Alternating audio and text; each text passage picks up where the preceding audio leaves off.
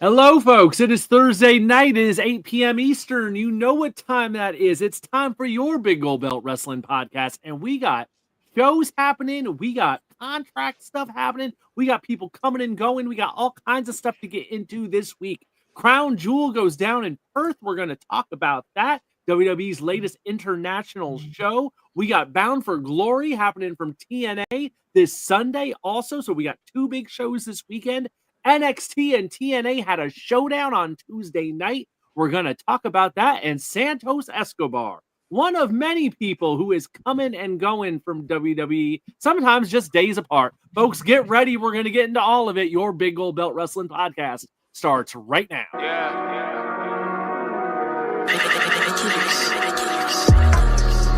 Big Gold Belt, Big Gold Belt, Big Gold Belt, Big Gold Belt, Big Gold Belt.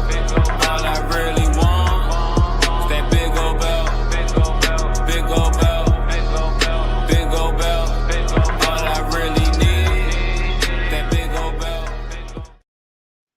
Thanks for being with us here tonight, folks. Whether you're on YouTube, whether you're on Twitch, whether you're watching on X, streaming wherever we can be streaming live tonight, your Big Gold Belt Wrestling Podcast.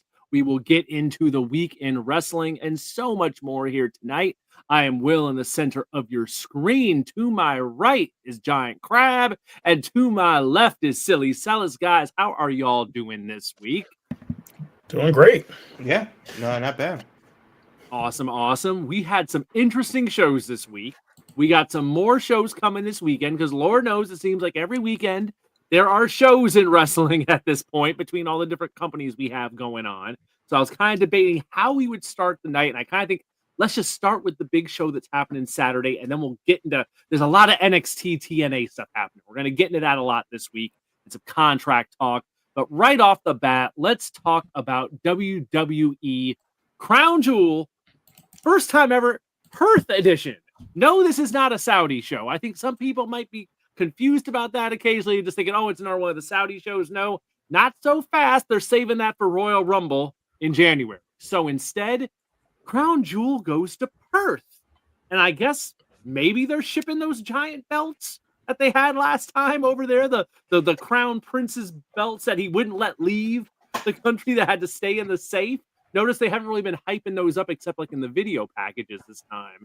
But we are going to have the Crown Jewel Championships decided once again, as we did last year, as like the big focal point of Crown Jewel happening in Perth this weekend. If you are on the East Coast, it is at 8 a.m. start time, folks. This is an early start. So thank you for video on demand. Thank you for the folks who get to watch on Netflix. I assume ESPN. This is only the second ESPN show. They had it. Did they have things going like pretty quickly after that? Like you could jump right in and start from the beginning. Did they have that feature? I believe they did. When I jumped in, I was watching it live. I think I did have an opportunity to rewind something or fast forward to catch up on something I missed. Okay. I think so. That would be good because Peacock never had that. Peacock always had to wait kind of till later. So I hope they have it because Netflix has it. That's one of the good features of the Netflix feed when you're checking that version out of things. Cupcake is here tonight. Hello, Cupcake. Great to see you as always. Our biggest supporter each and every week. I love the consistency, Cupcake. Good to have you here with us this Thursday night. Let's talk about Crown Jewel. So Crown Jewel, like we said, the Crown Jewel Championships, which have become like, your brand versus brand, champion versus champion thing that they do.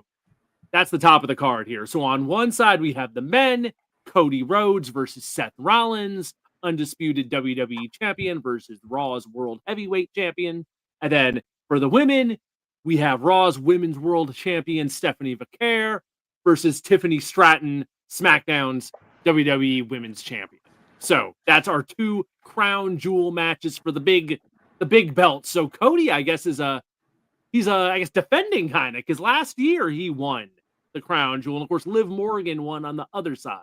So no Liv Morgan on the women's side, but Cody kind of trying for back-to-back Crown Jewel wins here. And then real quick to round out the card before we talk about everything, John Cena and AJ Styles. And John Cena's almost end of the road here. We are ticking down the days. Rhea Ripley and Io Sky versus the Kabuki Warriors in a tag match. It has been a very big feud going on Raw. And last but not least, an Australian street fight. Roman Reigns versus Bronson Reed. At this point, we have 5 matches. SmackDown is in Perth tomorrow night, so maybe they will add something else to the show. But that's where we stand right now. Crab, I'll go to you first. It's a year later. What do we think of these Crown Jewel championships that show up once a year at this point, it seems? Well, so we've talked about over the past maybe 3, 4, 5, 6 months what the actual plan of global localization means, and that instead of just going over to a show, to a locale, and giving them a Raw, a SmackDown, a bunch of house shows, they've given them, kind of like a, they've basically made like a little pocket universe and said, okay, we're going to give you a premium live event. Yes, in context, it doesn't really mean anything, but you can have your spinoff show. If you want to watch it, it's great because it's a PLE. It's something that is of substance. It's not just a normal Raw or SmackDown. And it depending on where it is, we could probably parlay a Raw or SmackDown into the event and make it a weekend and go with that. And I don't really have a problem with that because if you have 12 premium events a year, I don't have a problem with the 4 A-tier shows being a thing. Okay, I'll give you 5 Money in the Bank. And then you have 4 or B+ shows that can be off wherever they are around the world. And then that's 5 plus your 4 is 9, and then your 3 Saudi shows. So, or maybe you do a Saudi show and then you do a one-off somewhere, 2 more one-offs somewhere else to counter program AEW. So that seems to be what they're doing. It totally makes sense for it to do it that way. And they're giving people more with less. It's a more substantive event, but obviously it's less of an experience because they're not doing 2 weeks in Australia running house shows and stuff like that. They're just giving you the one show. They're packing their stuff and they're heading back to Dallas or wherever Raw is going to be, the Monday afterwards. So totally makes sense. And then of course with this, with their streaming deal, it's obviously not going to be on at 8 p.m. Eastern local time in Western Australia, and Perth to the East Coast, I believe, is a 13-hour time difference. I only know that for Pokemon reasons. It is what it is. But you got to catch them all. But the point is that a 7 p.m. show over there is 8 a.m. Eastern, which makes sense for everybody. This is exactly what we talked about when they had Grand Slam in Australia for AEW. Why isn't that show live? And yes, right, that one wasn't. That's right. They did the time delay on it. Forgot about it. Yeah. And it made no sense. And it was on a Saturday, and then they moved it from a pay-per-view to a Collision. But even still, why wasn't it live? And so this is exactly what I wanted from AEW last year when they didn't do the show live, when they had it after. It was either after a basketball game or something. It was some big TNT. It was after a playoff game, maybe, wasn't it? All-Star game or something like that. But it was after a really big TNT event.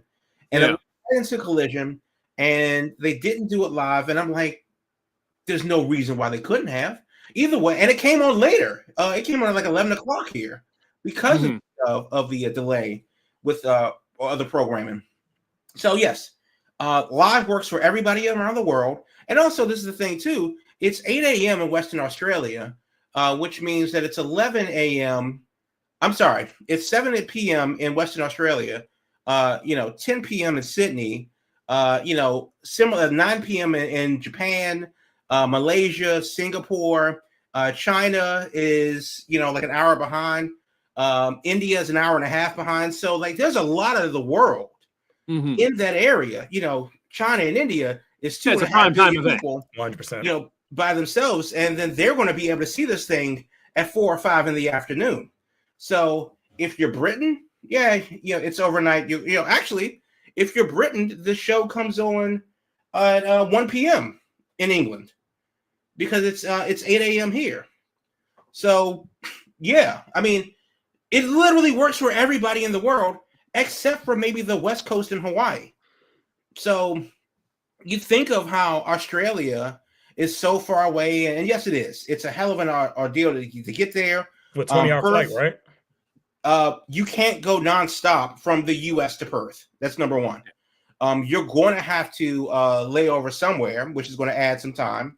Wherever they're coming from is going to be a different thing too. Triple H posted that Cody, what his schedule was, he flew 10 hours, 14 hours nonstop to Dubai, and then had a layover, went to the gym in the airport, and then took a 12-hour flight from Dubai to Perth. And then, I mean, it's the other side of the world, literally. Yeah, I mean, when Bugs Bunny was digging that hole and he made a left turn in Albuquerque, he was on his way to Perth, whether he knew it or not. But the point is that, yeah, this totally makes sense for literally everybody in the world, except for the West Coast, because it's going to come on at 5 a.m. or 3 a.m. in Hawaii. But literally every other time zone that gives a shit about WWE is going to be able to see this during daylight hours. And of course, we're getting into the spring in Australia too. So that's going to be, it makes the most sense out of anything that they've done. And if they can move the show to the literal opposite side of the world, there is no excuse for any event. WrestleMania, SummerSlam, literally any event. There isn't any place on earth that WWE can't host an event. There is no excuse anymore. Good point. All right, Celis, what's jumping out at you on the card here? We got the Crown Jewel matches. We got Cena and AJ. We got the ladies. What do you, of the 5 matches we got, what's standing out? It's 2 that I'm gonna give. I know you asked for 1, but it's 2, and I'm gonna give it a tie. And just to add to Crab's point before I tell you what those 2 matches are, I think Crown Jewel, when we think about the timing of where it is right now, we're in October. So when you think about, you just went through summer, you had your premium live event after SummerSlam, but this is that break point where you just need a showcase premium live event where it just allows matches and storylines that are not relevant right now, but take a couple of weeks, build up to it, and then have a showcase match for an international crowd. And like Crab said, that can feed a lot of the world to see. So that way, it's at least a legitimate time for most of the world to see. Let's say 85% of the world, as Crab just went down through his geography lesson. I hope you're taking notes. It'll be a quiz tomorrow.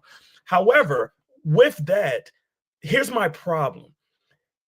WWE, within their premium live events, have been doing a terrible job of building up to premium live events that are their B or C level shows, because you have no interest in going in and watching it. But then sometimes when you get to the actual show itself, the matches do very well. And the 2 matches that I think that would do very well in this case is AJ and Cena, and then Cody and Seth Rollins, because naturally inside the ring when they perform, they will tell a story while they are wrestling. But it will be even better if you had some promos to go along with it, or even some story build up to go along with it. Even though it's a one-off showcase, that will bring more excitement to this PLE. And I think they should have took advantage of this, because by this being the second premium live event is going to be on displayed on ESPN Unlimited, it is also, like Crab said, the first time where the whole world will be able to see it at a decent hour. So just having the show itself sometimes is not enough. You got to have the build up and the promos, the video cuts, and everything that goes to it. However, I think the matches itself would do good, because the chemistry that those 4 wrestlers I just mentioned, of course, with the 2 separate matches, is definitely going to bring a great atmosphere. And if I was to lean on one or the other, I would say Cena and AJ, because I think AJ and Cena will probably do a 20-year story of their wrestling history just meshed together as an exit for Cena to go out, that I think that will steal the show. I just wish it had more storyline with it. And I think AJ, of course, being by himself, not having Cena on any show prior to Perth, I think it hurt it, but I think they're going to steal the show for sure. Let me ask you a question and then a comment. Yeah. I mean, well, actually, reverse that. Got you. So the comment is, do they have to? No, shit, that sounds like a question, doesn't it? They're not booking this show for America. No, they're booking this show for the rest of the world. This is a house show card. Yes, this is not something that they put together with too much care. They said, "Hey, Yeah, just give me like the top 10% of the card. Yep. Put them on a plane. Let's get them over there, and everything will work itself out. Because of that, it's kind of like watching an exhibition all-star game or like rock and jock basketball or something like that, where it's just like, very much so. If you're there, you could either get nothing that you have been getting forever, or you can get the Pro Bowl come to your town. Yeah. And that's kind of the way that they're treating these things, because realistically, for the crowds are going to eat up, and they know this. And that's why this is incumbent on you, foreign fans, to not just eat the shit that they give you. The crowds are going to eat this up regardless, because this is the second show in Perth in a year. This is not, they haven't come close. And if you're in Perth, which is the farthest, more geography for you, but it is the farthest, most populated city. It's the most isolated city in the world of its size. 2 million people live there. The closest town of 500,000 or more is more than 4,000 miles away. So if you are there, you are a legit 6-hour flight from anything coming close to you. Melbourne, Sydney, Singapore, Kuala Lumpur, Indonesia, something like that. So if you don't have a passport, you're not going to see live wrestling from one of the major American companies if they come to that part of the world at any given point in time. Full stop. And so not only are they coming, they're coming to this region of the world. So that's going to be a largely local crowd. Just because they don't have to book the show with a month's worth of storylines, a month's worth of continuity, because if you're talking to an audience that is waking up at 7 a.m. to watch Raw, if you're talking to an audience, to a country that is, hanging their hat on Rhea Ripley and what's the other? She will be treated like a god. As she should, even though she's from Adelaide, I think, and not Perth. But that is what it is. So, Grayson Waller, that's who you're hanging your hat on. Yeah, is Rhea Ripley and Grayson Waller. It is what it is.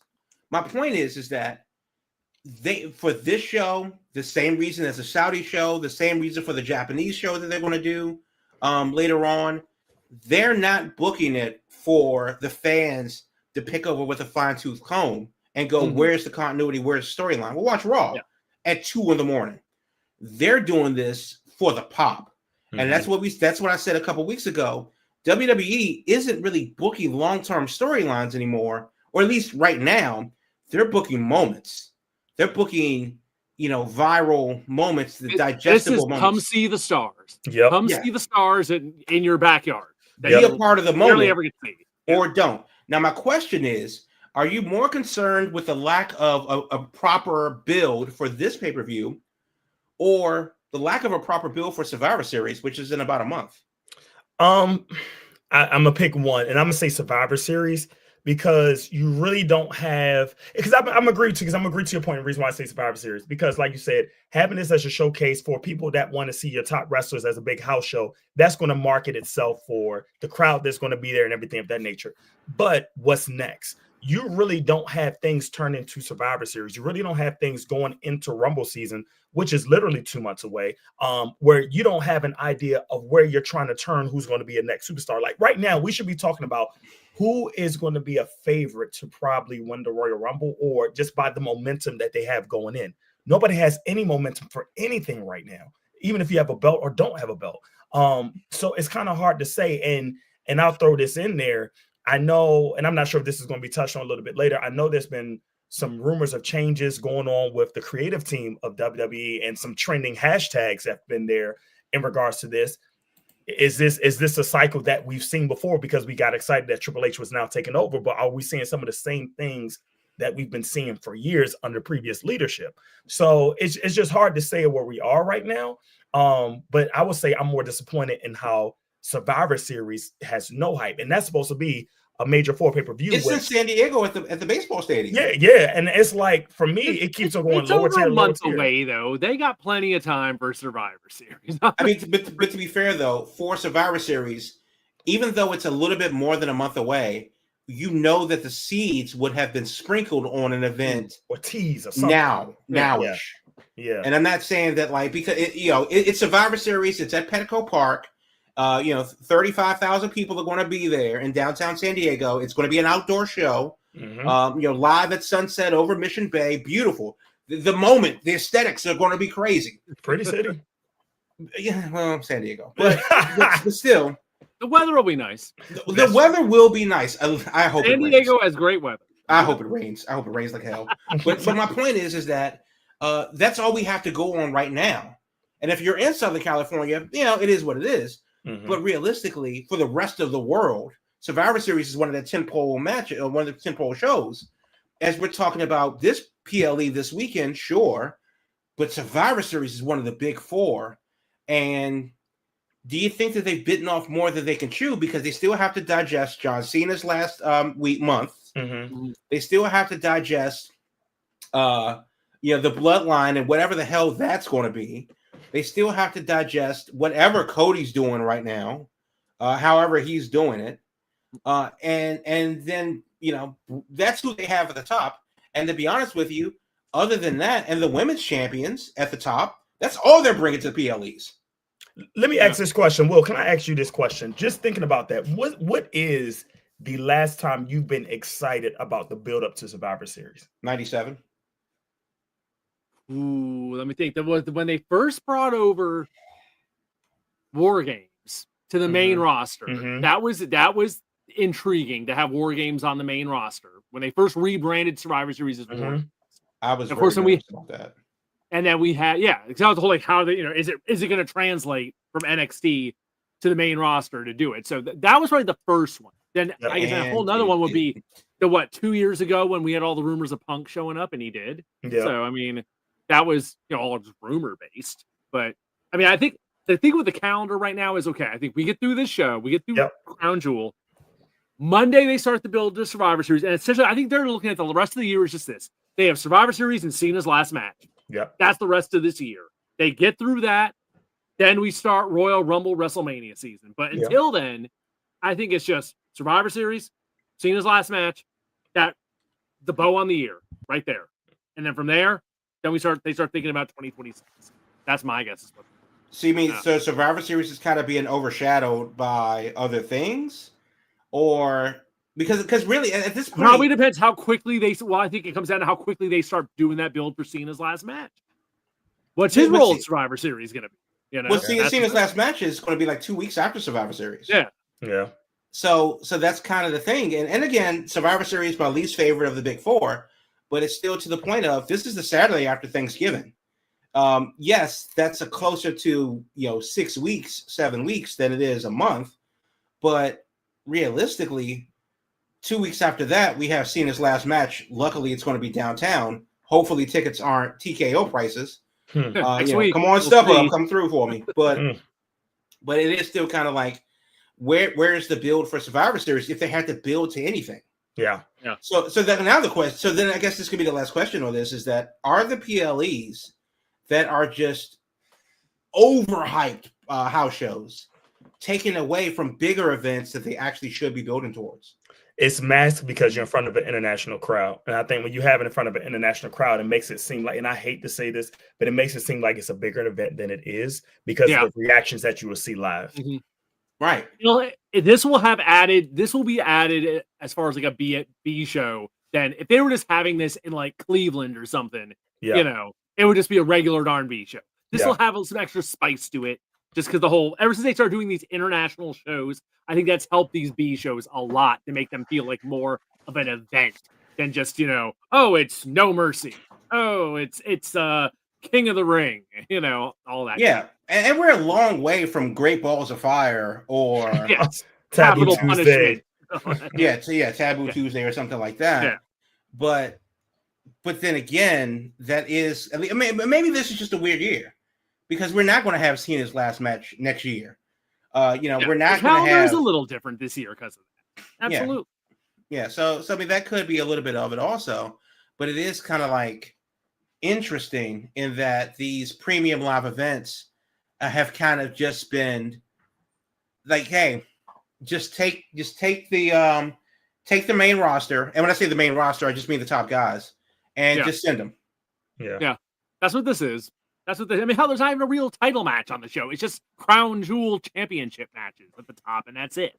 So, all right, let's do this. We went a little longer than I expected there. So let's get the mid-show break out of the way now so we can come back and go right into the NXT and TNA talk to start off the second half of the show. There's a lot going on with NXT and TNA between a showdown and Bound for Glory this weekend. We'll get into all that, plus some contract talk because people are leaving and coming back the next day, and there's some WWE ID drama going on too. So all kinds of stuff happening to get into in our second half. So stay with us, folks. Your Big Gold Belt Wrestling Podcast. We'll be back right after this. Looking to get your brand in front of people who eat, sleep, and breathe entertainment?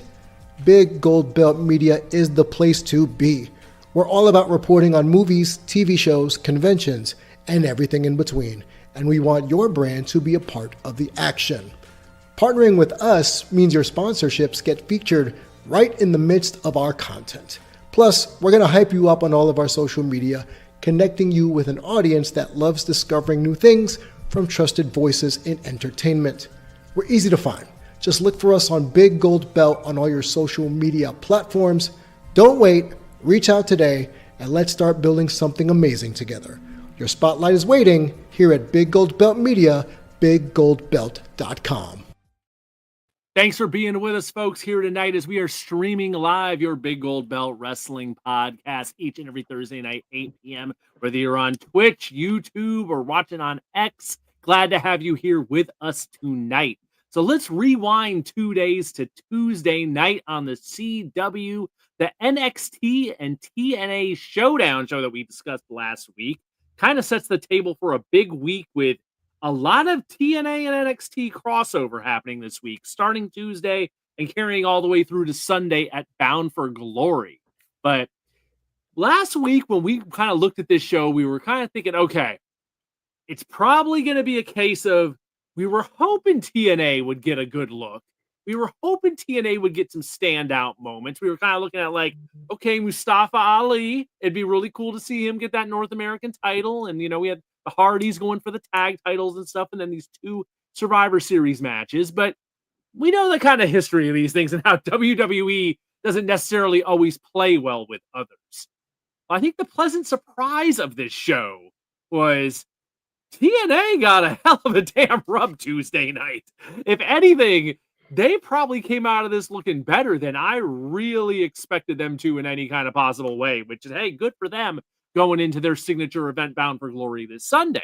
But to kind of quickly recap here, we opened with the Hardy Boys versus Dark State, and I was pretty damn sure on this. I was like, the Hardys got too much damn star power here. They got to get those tag titles, even if it's just for a short run. And sure enough, Hardys are now your NXT Tag Team Champions, and they will be taking on the Dudleys this weekend at Bound for Glory. So there's kind of some added incentive there now. We have the NXT titles involved, and the Hardys were already the TNA Tag Champs, so they have double belts there. We had the Women's Survivor Series match after that, which had the odd teams with Kalani Jordan and the former Iconics and Mara Sade in there as making up a TNA team against the kind of TNA, the NXT, I guess I would say all-star team here, kind of like JCJ, Jada Parker, Sol Ruka, and Lola Vice. NXT gets the nod there. Then on the flip side, the men's match to end the show, we had it go the other way around with TNA getting the win. So they split the Survivor Series matches. And then last but not least, this was my match of the night. Ethan Page and Mustafa Ali. Mm-hmm. A lot of us were hoping for a title change. We didn't get the title change, but I love how creative they got with the finish where they brawl outside. Mustafa Ali's leg gets tied up in the camera cord or the mic cord, however you want to put it, from being behind the desk. He wasn't tied up in it by anyone. It was just kind of a victim of circumstance. And it leads to his not pulling off the win. Ethan Page keeps the title. But overall, a strong night for TNA on Tuesday on the CW.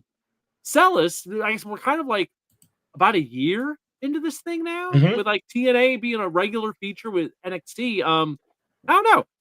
Coming out of a showdown, how are we feeling about this?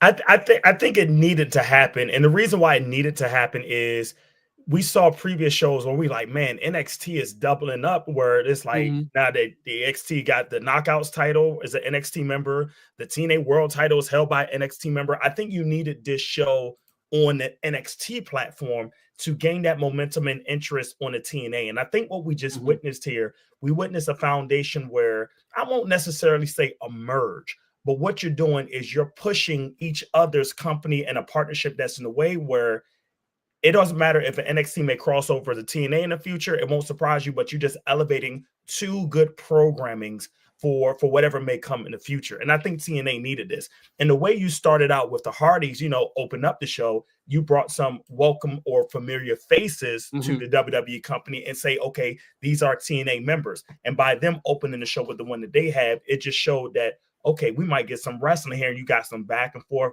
good split decisions as far as the TNA one versus NXT one. But I think both teams, as far as companies, came out as winners of building something up. So what this next generation of NXT/TNA could be, because now what if you see somebody like, I'm gonna use him like Joe Hendry. Let's say if you see him Mhm. just now jump to the main roster saying he's signed with WWE, it's like a partnership where you're using this to help build wrestlers up to their ultimate goal and dream. Okay. Crab, was this? I guess Sellers just said, a TNA needed. And I was kind of feeling TNA needed. Now, did they need this? Is this like the extra kind of, I guess, legitimacy they maybe needed having this on the CW and them getting this kind of shine? Well, that's kind of what we talked about. Well, at least what I talked about a couple weeks ago was there really is no downside for TNA Mhm. win or lose because of the fact they get shown and displayed on arguably their largest television program platform ever. However, nobody's going to remember if you don't win.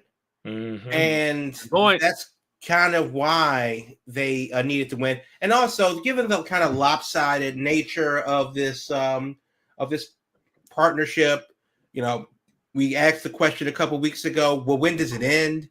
Right. How do they get over this? Will this be an invasion season? Where do we go from here? Because realistically, it's kind of like, if we just want to see NXT go over, there are plenty of other things. We can just watch NXT. Right. But now that TNA is involved and they're just being fed into the slaughterhouse, who does that actually help? Well, this is exactly why they needed to win. This is why they needed some wins. It doesn't necessarily legitimize TNA, but it does open up interesting implications because now you have a reason to watch TNA, which is more important than just being there. So they left with something. Maybe they left with some fans. Maybe they left with some interest, but they definitely left with something, and that's a win. That's a win for TNA.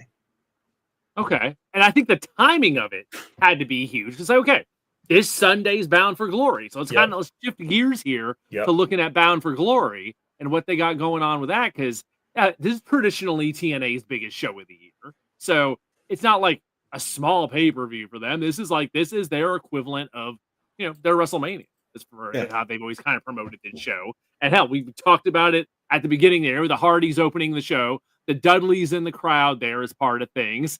Cupcake bringing it in here. Booker T was hilarious talking about the Dudleys wearing leather jackets in 60-degree weather. Yes, the Dudleys were living the gimmick.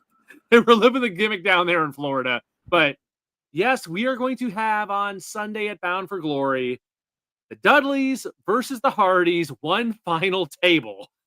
Not sure if the NXT tag titles are going to be added to this equation, but minimum, it's for the TNA tag titles. So there's a heavy NXT presence on this show. Before we go any further into the show, how do we feel about the Dudleys and the Hardys doing this in 2025?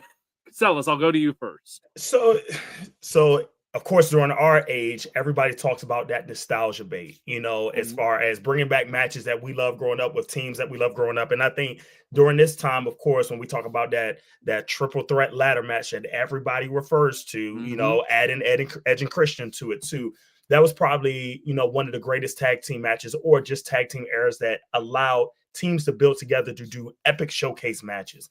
And I think, this is the time where we're just trying to see, hey, even at the Dudley Boys age, can they put on one more good match just for nostalgic purposes to help continue to build on what tag team wrestling could be, or how you're trying to uplift, once again, on both sides, how both teams could win, tag team wrestling on NXT side and then tag team wrestling on TNA side. I think NXT is really trying to promote and help build up some of their tag team members, because now we're getting a lull in some tag teams instead of just mashing people together. There's not that many teams up there. So using some good veterans to showcase what it looks like to build that story in a match. How do you sell a story in a match, and then go and just be better as you build yourself up to get on that main roster, and hopefully just build up tag team wrestling in general, because it seemed like in WWE, the whole industry, tag team wrestling is just failing at the moment. So how do you bring that back? So you try to bring that back with some nostalgic pieces, and hopefully, the conditioning of these older wrestlers now, because Father Time does win every once in a while, where you get a chance to make sure you put on something that could be worth a story, just to say, man, this was really good, and we don't need to see it again after that. Crab, is it too much nostalgia? Should TNA be focusing on, I guess, the kind of their own identity in 2025, or is doing Hardys and Dudleys just, I don't know, is it a good idea or not? Well, here's the thing. If they should be focusing on their own identity, what is their identity? For the past, year, they've been, NXT TNA. So yeah, I mean, seriously. So that. Yeah. I like that. Yeah. So then, I mean, I didn't make it up. I would love to take credit for it. But Credit Jordan Grace. Yeah. But the long and short of it is that that's been what their identity has been for people that may have never, that are being introduced to TNA for the first time. So, and that's also a thing too. They're kind of starting a new calendar with this NXT deal, because I'm not hearing Global Force mentioned. I'm not hearing, the NWA mentioned. I'm not hearing, so obviously if there's a WWE tie to it, like, oh, well, if you like this, then you should go back and watch, Samoa Joe versus, well, maybe not Joe, but AJ Styles versus, or maybe go watch, from way back when. Mm-hmm. But but other than that, realistically, what is TNA now? And that's kind of where the conversation a couple of weeks ago was about how they move on from this, because even though they are gaining something, they're really losing the essence of what TNA was. We talked about how resilient they were. We talked about how when AI comes and takes all of our jobs, when pick a country, presses the button and sends us all into nuclear winter, the only thing that would be left are 9-legged spiders, cockroaches, and TNA. And I'll be goddamned, in whatever post-apocalyptic Mad Max hellscape there is. We thought it was going to be run by Scott D'Amore, but no, it's going to be, the Fury Road Championship, and I'll be damned if the Sandman isn't a part of it. But now that's not so certain, because this isn't your granddaddy's TNA. Mm-hmm.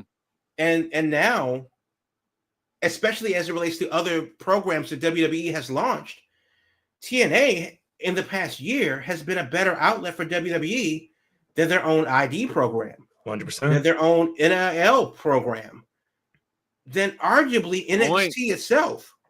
So when we talk about the essence of TNA, or what it is, well, people are watching TNA to see what's going on. Yep. Are people watching Evolve the same way?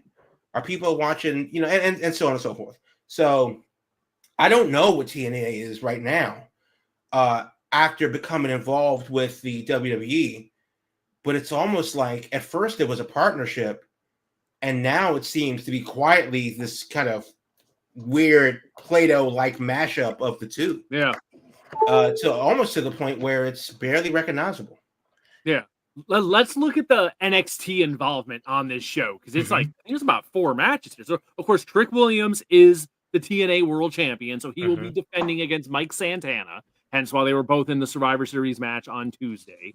Kalani Jordan is the TNA Knockouts champion. He will be defending against Indy Hartwell. So there's more NXT involvement and former WWE and NXT involvement with Indy Hartwell there in that match. We also had this is the one I'm excited for. God, they as far as someone showing up from the TNA side and instantly getting over with the NXT audience, Leon Slater, X Division champion. My God, him and Javon Evans are going to go at it on Sunday night, and that is probably good chance they'll steal the show. Does that open the show? Does that open the show? Ooh, it could. I mean, it's for the X Division Championship. I don't see how it doesn't open the show. It's a good darn possibility there. Good darn possibility. So yeah, that's what 1, 2, 3. That's 3 matches there, and we also have a call your shot 20-person intergender gauntlet. Which hell, I figure there's a darn good chance you could have some NXT involvement there too. That could open the show. Yeah. And the winner receives a contract to vote anytime for 1 year for any championship of their choosing. Yeah, I mean, it's their version of Money in the Bank. It sounds. Yeah, it's the Money in the Bank Royal Rumble, World War III War Games ladder match. Yeah, so there's significant NXT WWE involvement on this show beyond it being like, just 1 or 2 people. It's like they're peppered throughout the entire card. I mean, looking at the card itself, and this is so like let's look into this then. 9 matches. The show is going to be whatever the show is going to be. I hope the matches go well. Versus 5 matches for your upcoming PLE. Right. Now, WWE, yes, it's in Australia and not beautiful Lowell, Massachusetts, a suburb of Boston. Those two things are logistically not the same. But either way, because it's a B-level PLE, they're just sending, crowd favorites. Hey, who? Give me your top 10 merch sellers. Yeah, put them on the card. Send them out to Australia. But with this 9-match show, there are some matches, that are, obviously the big gimmicks. But then again, there are some matches that are like substantive. So then now, I mean, other than Tessa Blanchard, and like, okay, well, people ain't giving up on that. Yeah, well, I guess, but that is kind of a thing. So, Trick Williams versus Santana for the TNA World Championship. Yeah, that's pretty solid, but it has nothing to do with the Call Your Shot Gauntlet. That has nothing to do with the Knockouts Tag Team Championship. And it has nothing to do with the X Division Championship. This isn't just a house show with a bunch of with your top stars on it. This is a fully fledged, fully thought out, PLE, pay-per-view, and it's kind of like this is actually a thing to watch. I was honestly sleeping on it for real, and I'm glad. Of the 2 shows this weekend, it's definitely the show I'm more interested in compared to Crown Jewel. It's 100%. Way more intriguing. 100%. I mean, other than it being on at 8 a.m, Crown Jewel is a very good episode of Raw. Right. Yeah. Or SmackDown continued. And then right. And then SmackDown just won't end. But then of course you have the tables match in all of this, even though that's on the card, it's actually really good marketing because now we're talking about the show because of one final table, and then you look into the show and you go, well, we got Leon Slater versus Javon Evans. I knew why I was going to watch, but now I know why I'm going to watch the whole show. Mm-hmm. Yeah, this is a very fleshed out show. I mean, for it to be their equivalent of WrestleMania, this is what it should be. This is Absolutely. A very fleshed out card. So, yeah, I think Bound for Glory Sunday gonna be interesting. Gonna be interesting. I'm more excited about it than I was. Now I'm like, okay, yeah, no, this is a hell of a show. There is a very on paper. This is intriguing. Again, going back to what you were saying, Will, did Tuesday help that? Yes, absolutely. Yeah. Absolutely. It only if they'd come out there and just like steamrolled the TNA folks, it would have been like, good Lord, you all brought them out here before their big show, and now the CW just made them look like fools. Yeah, no, that would have just killed the thing flat. So no, Tuesday only helped. Let me ask a sidebar question to this. How much credit, and I think I would give credit to them, Ava and Santino, for being the mouthpieces to book this feud, to book what this angle is. Do you give them credit selling them for GMs on their side or leaders on their side? Or do the characters even matter?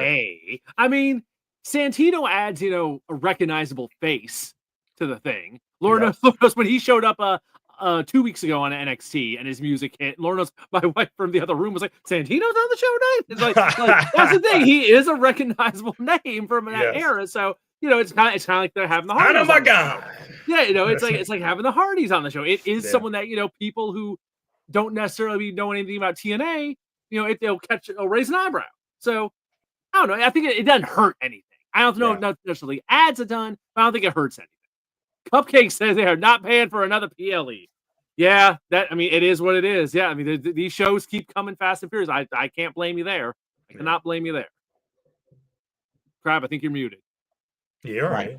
Yeah, sorry about that. I don't think Santino and Ava are the type of characters that can overshadow as a general manager role. So it's not like, I was going to say, Adam Pearce or whatever, but it's not like Paul Heyman as GM or Stephanie McMahon. Not that great. Yeah. So, but then again, they don't need to be. They're like literal managers. Like, hey, this is happening. This is a thing. Solve this problem. Okay, we do it in the ring, and because that's their answer for every single thing in wrestling. And that's all we need them to do, and they're doing that very well. So, I'll give them credit for doing their jobs, but their job specifically is to be a bit understated than the previous general manager, or have a Michael Cole as your mouthpiece for the anonymous general manager. There we go. All right. I think that's enough on Bound for Glory. We'll definitely talk about it next week. I think TNA's got our attention. So coming off all this NXT build, this is a big weekend. See what kind of impression they make on Sunday night at Bound for Glory in Lowell, Massachusetts. I wish it was Saturday. Well, then we'd have wrestling in the morning and we'd have wrestling at night. It'd be like a full day of shows up against college football and everything. Yeah. Let's switch gears here to an interesting little scenario that happened this week contract-wise, which kind of brings up a lot of interesting things have been happening with people's deals in wrestling these days. Santos Escobar. On a Monday, word got out that his deal was going to be done effective at midnight, and everyone assumed he would be leaving WWE. He wasn't going to be renewing his deal, and it kind of came out of nowhere, and he's going to be a free agent immediately, and that all happened. Apparently went down. No one was disputing it at all. Everyone was kind of like, it's definitely happening. And then Wednesday comes, and lo and behold, we hear, no, hold up. Santos Escobar has now re-signed with WWE, with the rumor being that to a better deal, that it was apparently the talk was that it was creative issues. That was his biggest concern. It wasn't a money issue, that he had already been offered more money, but still wanted out, and that it was more creative concerns, or the rumors going around about why this all happened the way it did. But apparently he was a free agent for about 24, 48 hours. Now he's back under contract and supposedly had creative issues addressed and got a heck of a deal. And it's interesting because what jumped out at me immediately, this was a lot quicker of a turnaround, but it reminded me about back in June when we saw all this with R-Truth. Kind of the same scenario where R-Truth disappeared. It was a couple weeks, huge social media moment, but he came back right away. We only saw him once or twice, and all the talk was, they're going to do stuff with him, and then that didn't seem to go nowhere. But, hey, same kind of a scenario where he disappeared and all this. But then on the other hand, we got someone like Cross, who had his contract run out. No coming back on this one, though. He's out there, doing his own thing right now, working indies and doing interviews all over the place. So, I don't know. We're coming to start here first. I don't know, Celis, I'll go to you. How do you feel about Santos Escobar first? You were definitely saying you were high on Santos Escobar. I think a lot of people have been. It's a kind of a matter of where he fits in. So this is where I wanted to bring back up about what's going on with some of the booking decisions in WWE. Now, of course, during the time where, Vince McMahon transitioned, he's not in WWE anymore. Triple H has come in, and you saw the background scenes of the Netflix specials about what's going on and how matches are put together and how you booked. But what's been the problem with WWE is the mid-card is not being booked effectively. Nobody on the mid card. You have all these mid card titles on the men and women's side where you're not building them to be their next level stars or the next tier stars. The only quote unquote mid card people that I say that are getting booked right now are people that's part of the Vision, and that's Bronson Reed and what's my guy's name? I'm Braun Breaker. In regards to building up, and it's like if you're not part of that storyline, nothing else matters. Like even what LA Knight is doing with CM Punk and Seth Rollins, that's getting very repetitive because you really took LA Knight from SmackDown. Oh, let me move on to Raw so he can do the same thing, and you're not elevating anybody. And when you think about somebody like Santos Escobar, who is very good on the mic, he definitely has some decent in-ring skills, but he's that perfect tier of what it means to be that mid-card player. And I think if they really realize, okay, even though they lost Andrade had some great matches on that mid-card. Like, where has Shinsuke been? If you lost Santos Escobar, I think Santos Escobar, maybe if he would have gone to AEW, maybe if he would have gone to TNA, I don't know, maybe if he would have gone to some independent circuit in Mexico or a Spanish-speaking country, he was going to blow up and be a big star because I think somebody was going to take what he could do and make him to that next level. And I think they probably realized that. But WWE has to change things on the mid-card. Like when you think about somebody as an intercontinental champion, and Santos Escobar can help build that and maybe have another stable to come with it. If you feed into that, that's where those creative differences can come in. I'm not saying shoot him to the moon. I'm not trying to say give him a world title. Just make him relevant to a division that is struggling and make him be the face of it, or at least one of the top tier face of it. And he has to really go nowhere past, the mid-card. It's so many matches that he can have on that level where I think WWE is legitimately dropping the ball on that. And I think you're going to see Sammy struggle with this now, and he's trying to do this little impromptu open challenge or whatever, but it's not hitting over the same. But Santos is a guy that can do it. And once again, is he my most favorite wrestler? No, but I'm very high on what he can do. You just got to give people a chance to see what they can do.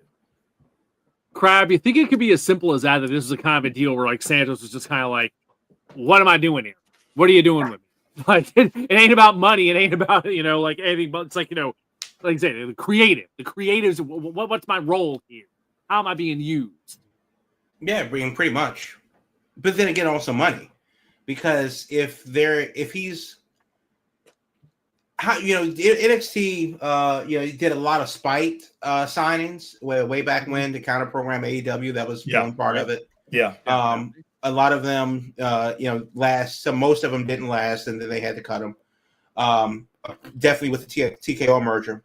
I wonder how much of this is okay. Listen, something will come along soon. We can't promise that right now. Right. What we will do is give you a little bit more money to play along for right now. You'll get your shot eventually. Meanwhile, thinking we absolutely cannot have this guy join LFI. We absolutely cannot have this guy. You go to CMLL. We absolutely cannot, and so on and so forth. I wonder if. They know, because realistically, WWE has been looking for the next Rey Mysterio for 20 years. Yep. I'm not saying that Santos Escobar is that guy. Honestly, Dominic is closer to anything, surprisingly, that they've been looking for. But realistically, they've been looking for that guy for a very long time. And Santos is as close as they've come to that guy for whatever reason he is. I think it would be in their best interest to keep him, and if they have to keep him on the bench, so be it. But how much money is it worth Santos Escobar to be, just retained or work? Because again, the indies go do that. Other companies around the world go do that. The wrestling world is a lot smaller, a lot more maneuverable if you have the clout, if you have a name. And he already does. So take Killer Cross, for example. It's not like he's not working. It's just that he's not necessarily eager to go out there and take bumps like his life depends on it anymore. He has enough clout. He has enough of a name where he can go and do other things and then make appearances. Yeah. Because if somebody says that Santos Escobar is going to be showing up at this particular show, in the middle of nowhere, Texas. Oh shit, that's a big deal at this time, or for whatever thing. So the point is that there are other options for him. He definitely re-signed shortly after he didn't sign, and that's also a thing too. Sometimes it may be better for the contract to just expire and then they rebuild the contract from the ground up instead of having to amend it or go to arbitration or something like that. I'm not, How many times have we talked about that before? Where it's like a lot of times it's like the deal's got to end so you can get a whole new deal. Yeah. Right. So there may be a caveat in the original contract that may not be monetary based that they either added or took away or whatever the particulars of that is, but they just had to let that contract end officially so that they can sign him to a brand new deal without amending it or doing violating some other kind of workers policy or something like that. So they do that too. Let's go bigger picture here. Since you were talking about the indies, we were hearing about WWE ID earlier today and contracts involving that with Zeta Steel announcing that she's not gonna. I guess she was offered a renewal and she's not going to take it and she's not interested in doing it right now. And as young as she is, it kind of doesn't surprise me. And I think it's a good move in her respect where it's like, there's a lot of like seasoning she could get at her age and she could always come back around to this. So I think it's a good move on her part. On another note here, we got word that Kylie Ray, she posted that her deal is not going to be extended. And in her case, she's about to have another kid. She's pregnant again. So I'm sure that kind of played into it there. But that's two notable WWE ID prospects for that program that's only about a year old. So maybe 2 years. Forget back when we were doing the ID weekly showcases on here. It's been a while. But those were two of the bit more higher profile names in the program. And one of them don't want to renew. One of them's not being renewed. So I don't know.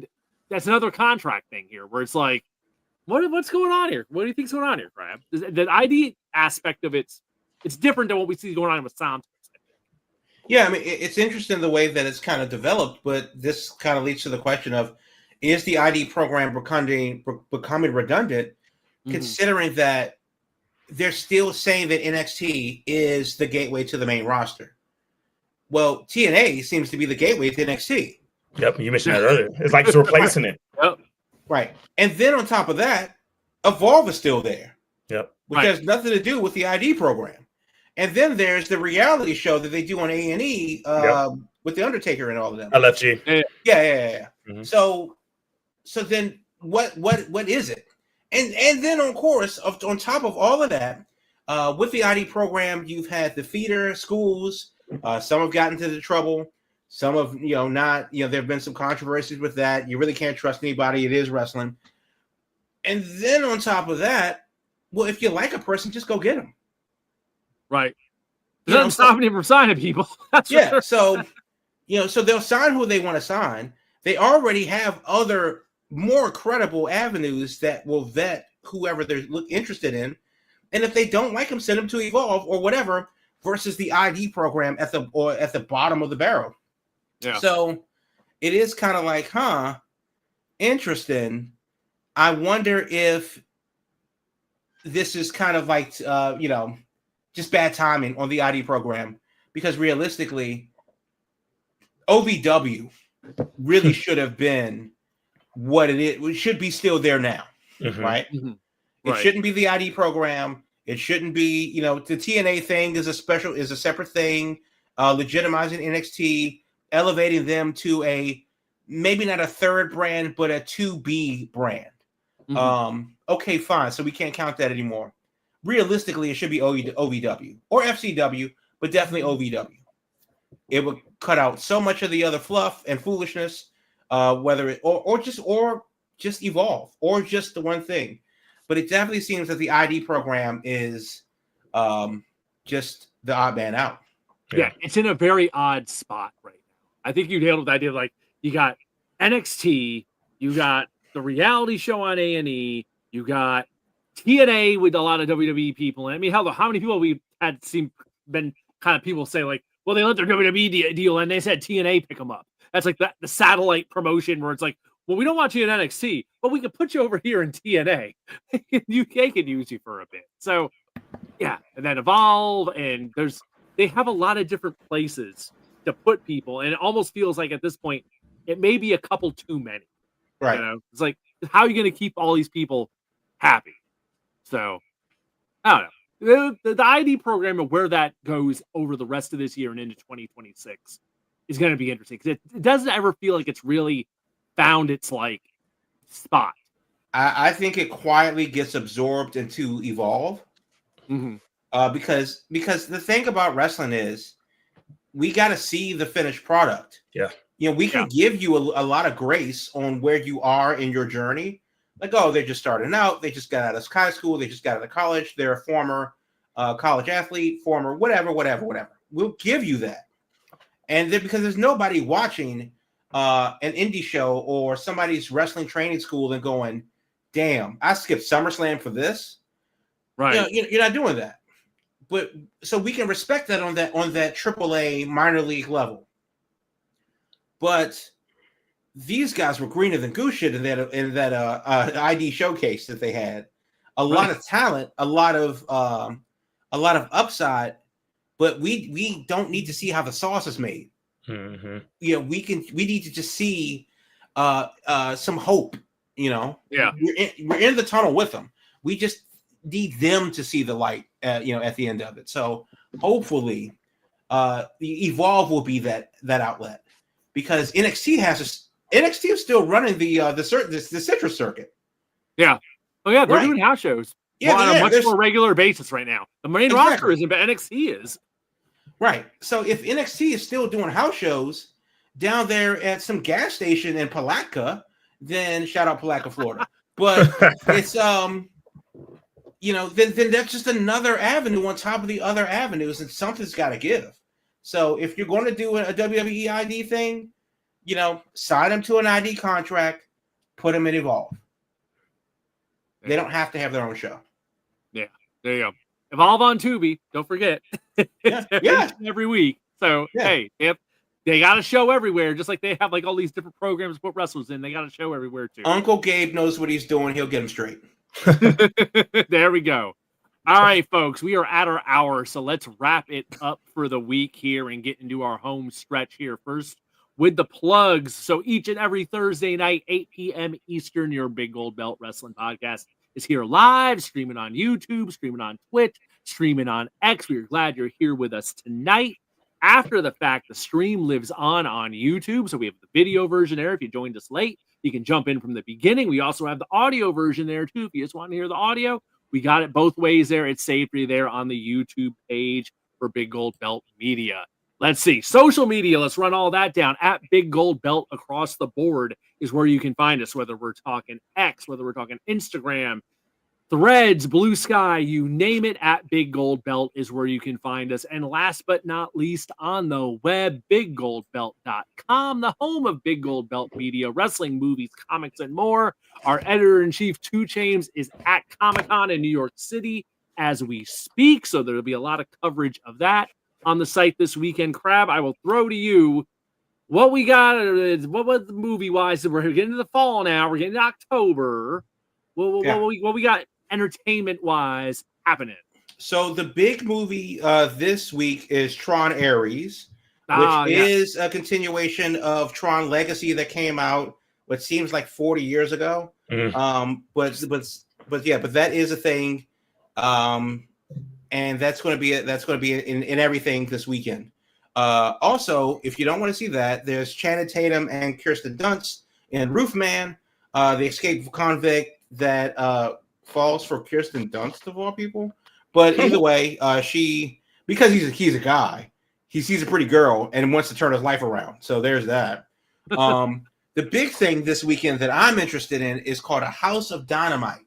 I do believe it's a Netflix movie, so that will probably be on your Netflix screens shortly. But it is hitting theaters this weekend. It is basically about how the U.S. responds when an intercontinental ballistic missile is already in the air. Oh, okay. Right. So based on that, because it came across my my desk, and I said, what the hell is this? It was recommended that I read this book, Nuclear War by Annie Jacobson, which kind of takes like a World War Z kind of approach to what would happen if a literal nuclear warhead was detonated over the Pentagon, which is between you and, between all three of us, is a 20-minute drive away. Yeah. So I work downtown and can see the Pentagon from the roof of my job. And let's just say, see you on the other side. But, but we would probably all be in that same boat. I don't think any of us would be surviving. Right. But A House of Dynamite is the movie. It stars a lot of people that you know. And it's going to be on Netflix soon, but in theaters this weekend. Cool. Okay. Celis, you want to add anything before I shut it down? No, Tron Ares is definitely the one movie I definitely want to see. I hopefully get to see it this weekend, but definitely looking forward to that. But no, I'm just good. It was another good show. I'm just good to see this, how TNA is building up, and we'll see how Bound for Glory goes against, WWE over the weekend. But I'm more interested in Bound for Glory myself. There you go. I think that was the surprise of the night, that we are optimistic for Bound for Glory Sunday night. So next week, folks, we'll talk about Bound for Glory. We'll talk about Crown Jewel. We'll see what else is going on in wrestling. And you know what? Have they announced when the Royal Rumble is going to be? You said when or where? When? The 31st, I think they said. Okay. I want to say they have set a date, but they keep not saying like a building, like specifics like that. I want to say when they did the WrestleMania press conference, they said it was going to be January 31st. Okay. I remember. Interesting. Yeah. I mean, these are things that we would know already by now, but okay. Yes. Build up. There you go.